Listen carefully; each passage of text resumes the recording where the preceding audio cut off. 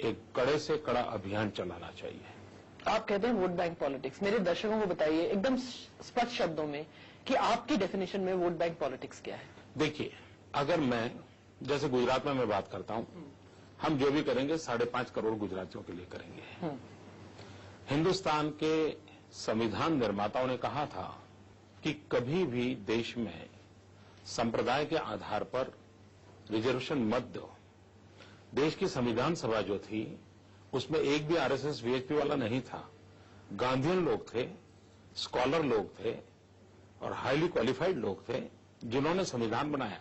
और संविधान में डिबेट में कहा गया था कि किसी भी हालत में देश में संप्रदाय के आधार पर रिजर्वेशन नहीं होना चाहिए। देश का दुर्भाग्य देखिए, वोट बैंक पॉलिटिक्स की खातर हाईकोर्ट ने 3 बार आंध्र का विरोध किया, उसके बावजूद भी संप्रदाय के आधार पर आरक्षण की ओर चल रहे हैं। हिंदुस्तान के अंदर कभी भी आर्मी में हिंदू कौन, मुसलमान कौन, ईसाई कौन, कभी नहीं पूछा गया था। बिल्कुल। इस देश की यूपीए सरकार ने एक ऐसा कमीशन बनाया जो आर्मी में देशभक्तों को पूछ रहा है कि आपका संप्रदाय, वो कहता है मेरा संप्रदाय भारत माता है। ये जो बंटवारा करने की कोशिश है वो वोट बैंक पॉलिटिक्स को टारगेट करते हैं। अभी एक नया कमीशन बना है जिसका रिपोर्ट बड़ा खतरनाक है। क्या? हिंदुस्तान के अंदर दलितों को, ट्राइबल को आरक्षण देने का कारण हिस्टोरिकल सोशल सिस्टम है। हमारे पूर्वजों ने पाप किए हैं, उसे बाहर लाने के लिए ये आवश्यकता, और संविधान निर्माताओं ने, बाबा साहब आंबेडकर ने सब में मिलकर के ट्राइबल को, शेड्यूल कास्ट को आरक्षण देने की योजना बनाई।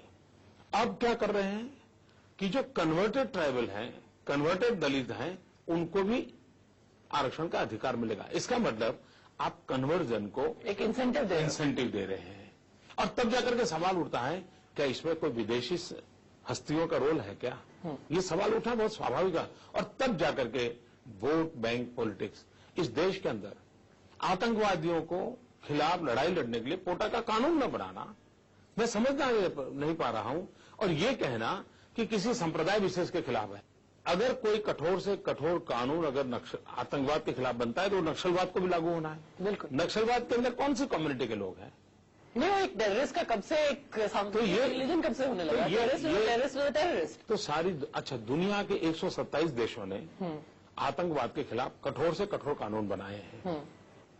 और वे लोग डेमोक्रेटिक कंट्री हैं। वे लोग बिल्कुल ह्यूमन राइट को मानने वाले लोग हैं। मैं आपका इस पे एक रिएक्शन चाहती हूँ। वॉशिंगटन का एक इंस्टीट्यूट है फॉर टेररिज्म, उन्होंने कहा है कि भारत इराक के बाद इस दुनिया का सबसे ज्यादा टेररिज्म अफेक्टेड देश है। इतना ही नहीं, देश ने पाकिस्तान के साथ जितने युद्ध लड़े हैं, युद्ध में जितने हमारे सेना के जवान मरे हैं, अफसर मरे हैं, उससे ज्यादा हमारे सेना के जवान और अफसर आतंकवादियों के कारण मरे हैं। निर्दोष नागरिकों को मारा जा रहा है। स्टैटिस्टिक्स मुझे लगता नहीं बहुत लोगों को पता हुआ कि इराक, जहां पे एक